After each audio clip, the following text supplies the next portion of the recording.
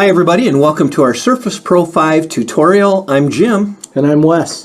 What we're going to be doing is we're going to be sharing all the information that we can in a presentation about the Surface Pro 5. One of the questions that people have asked the most is, why in the world do we go to a Surface Pro 5 in the district? Well, the answer is the size of the Pro 5 is small enough for you to be able to carry it back and forth between home and school, and we want you to be able to take it home. And also, it has the power of a laptop and a desktop, but you also have the versatility of having a tablet. That's why we're using the Surface Pro 5. All right, so what you're going to see showing up in your classrooms in the very near future is going to be the following. You're going to have a Surface Pro 5 with a protective case. Also on your desk, you'll see that you'll get a full-size monitor, a wired keyboard, and a wired mouse that are going to all be part of what we call the docking station. So with the Surface having a smaller screen, you'll be able to set your Surface down, plug it in, and then use your computer just like you normally would when you're not mobile. The Surface also comes with a stylus, which is a really nice lightweight pen so that you can be interactive with your students. And it also comes with a charger that you can take home to charge it when you're on the move. Anything else that you might want to purchase, like a wireless mouse or a DVD player, those are building purchases that can be run by your building administrator. So when you see the docking station appear at your desk, you're going to see a few different components. One of the main ones that you want to pay attention to is the little rectangular box that has some extra USB ports on it. This is important because the Surface itself only has one USB port, and this part of the docking station gives you 4 additional ports for things like the wired keyboard, document camera, whatever else it might be that you plug in. When charging or docking your new Surface, it's important that you look at the little white indicator light on the part of the charger that you plug into the monitor of the Surface. If that is not on, that means that it's not fully docked and it's not going to receive a charge. So just make sure at first, when the case is new, that you're plugging that in enough that you see that indicator light come on. Now you do have a removable keyboard, and it's really nice because if you ever need to, you can pull the keyboard off, and then you have a tablet that you're able to work on. Or if something goes wrong with your keyboard, it's easy to replace the keyboard. It just snaps into place, and you'll know that you have everything ready to go because it will be held very firmly to the Surface itself. You also have 2 ports on your Surface. The bottom port is the USB port, and you use that just like you would any USB device that you have. You just plug into that. The top port's called a mini display port, and that's a port that you can use for inserting a dongle, and with that dongle you can attach a VGA cable that like you might use going to a projector, or you can also use an HDMI cable if you would like with that one. It works great. Those would again be building purchases that you would need to get from your principal. To insert a USB device, all you have to do is grab hold of the plug on the USB device, insert it into the USB port on your Surface, and then make sure it's fully embedded into the Surface. Otherwise, you won't be able to use your device.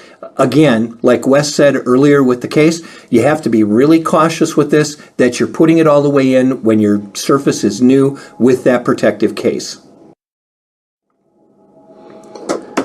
Something that we still are using in the classrooms a little bit are DVD drives, and the Surface does not have a built-in one. So depending on how the building administrator handles it, these will be available, but it may be through checkout or it may be through a building request if it is something that with your curriculum you use every day. And so these are USB driven, so it's just a plug-and-play device. It's very easy to use. If you have a USB camera, it's really simple to be able to use. All you have to do is plug it into the USB port, and There you go. It'll be all ready to be used. What it does, it'll install the software onto your computer that's necessary. Now, we do want to let you know, our USB cameras we have, like this IPEVO, will, as soon as something would go wrong with yours, it will probably be removed from the classroom, and you'll be able to use the 2 cameras, a front and back camera, from your Surface for things like grade cam, taking photos of students' worksheets and then projecting them onto the board, or whatever use you'd want to be able to use for those. You can also insert audio devices with this, and what you're able to do is grab hold of the plug and insert it into the headphone jack. That also can be a microphone jack. Make sure it's firmly embedded and you have your headphone with that. If you have wired speakers, the same thing can work with your wired speaker. Both Wes and I promote the use of Bluetooth devices, so if you have Bluetooth speakers, they'll be able to sync over to the Surface very easily, and the same would go with a Bluetooth mouse. One of the best features on your new Surface is the touchscreen feature. One way to do that is with your finger, and it's got a really precise touch point, so you can scroll small areas and navigate through very well, even if the tiles are smaller. So you can be more efficient with the touchscreen, and it just works awesome. Another touchscreen feature is with the stylus, and it is also, just like when you're using your finger, very precise. Now the stylus is lightweight, accurate, and when using it, it feels like the weight of a real pen. So I think you'll really enjoy it, and you'll find it helps your efficiency a lot.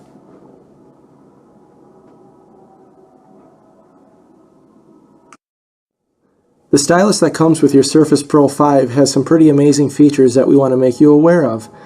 First is the top button.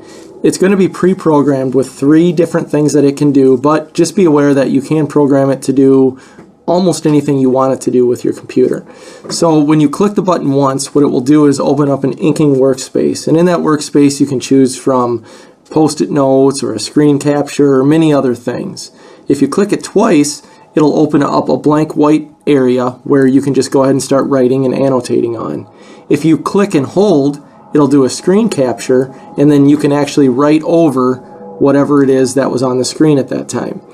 Also, one of my favorite features on the stylus is that when you flip it around and use the top button as an eraser, it actually does erase whatever it is you were writing. Now, something that looks like just a decorative piece on it is the side piece that runs all the way up and down. It's actually a right click at the bottom. So if you click on that, it'll do just what a right click would do on a normal mouse. So with all these features between the top button and the right click and being able to write and move the cursor, it basically becomes your mouse.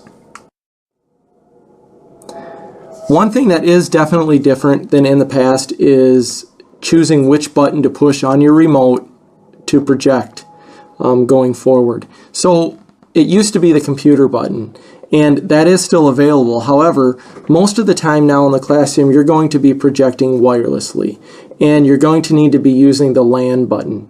The LAN button is something you probably didn't pay any attention to in the past, but now it's going to be the primary setting that you want to be on. So when it comes to source, you want to hit the LAN button. Now, there is an option though as a backup. If for some reason you're playing a video or something's just not working right with the wireless connection, maybe the video is choppy or the audio doesn't sound right, you can actually dock your Surface and then change it back to computer, and then it will run through the hardwire system just like it normally has in the past. However, be aware that if you were to have it on computer and undock it, the screen will turn blue, and so you'll have to turn it back to the LAN setting. Just a second ago, Wes was telling you if the screen turns blue. Well, when you do go onto the LAN setting, it will turn blue right away, but on the screen you'll also see the room number of the projector that you happen to be in. And that's good because you're going to need that information. So what you'll be doing is going down to the button in the lower left corner, and you're going to be choosing Epson Eye Projection. This is how you connect wirelessly to your projector. If that's not there, go under the E's to Epson Projector and click Epson Eye Projection. Click OK, and then up comes window that is where you're going to be able to set up your projector. And what you'll have is you'll have a big white work area up on the top, and you'll see every projector that's in the building that you're located at will be showing up here. Anybody's projector that's turned on will show up here. Now, it's important that you click the button next to your projector. That's the one that was on the blue screen when you first logged into the projector. And then also down below where the red arrow is pointing is a little box. You want to make sure you have that checked so you're the moderator of that projector. That means that nobody can come in and take over your projector in your room while you're using it. Once that's done, you'll click join in the lower right hand corner. So now we're joining with the projector, and now your surface is synced over to the projector. That's what it would look like on the whiteboard. And now we're back again to what you're looking at on your computer. Now let's say that you want to work collaboratively. So Wes and I are working collaboratively on this, and Wes joins the Epson eye projection.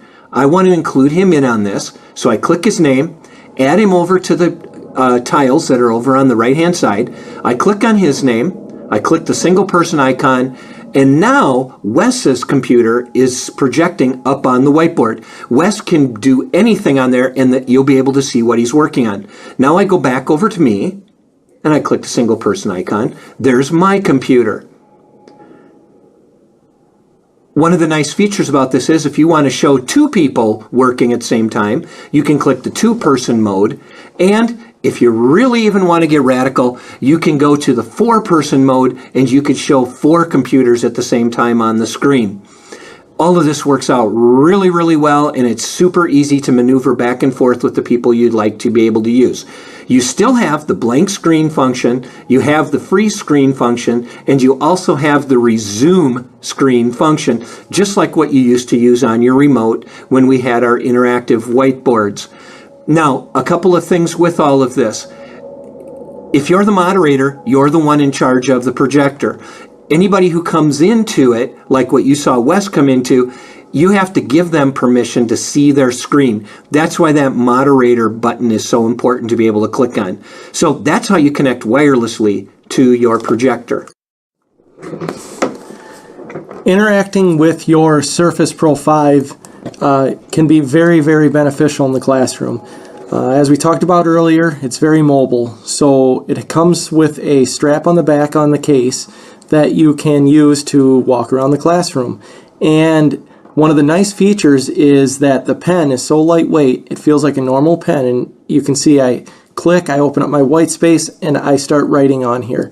Now, whatever it is you write on here will automatically and without a delay appear up on the whiteboard. And so if there's an area of the room that you need to be attending to, you can still carry on with your lesson and you're not tethered to that whiteboard.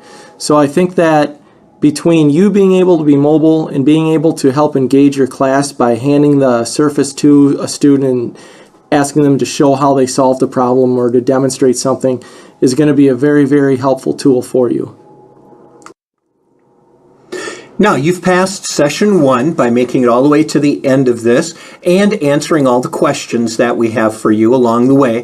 The next thing you'll need to do is go to session 2.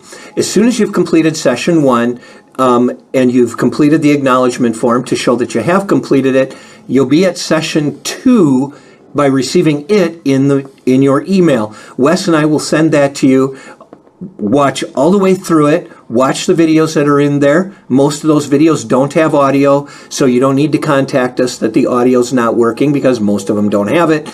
Complete that tutorial, fill out the acknowledgement form. We'll have a record that you've completed it, and then Nathan, Stephen, or Brock will notify you when your new Surface will be delivered to your room, and they'll also let you know when it will be that they'll take away the desktop computer that you've currently been using. So thanks so much for being a part of this session today, and thank you, Wes, for doing this. Have a great day, everybody. Take care.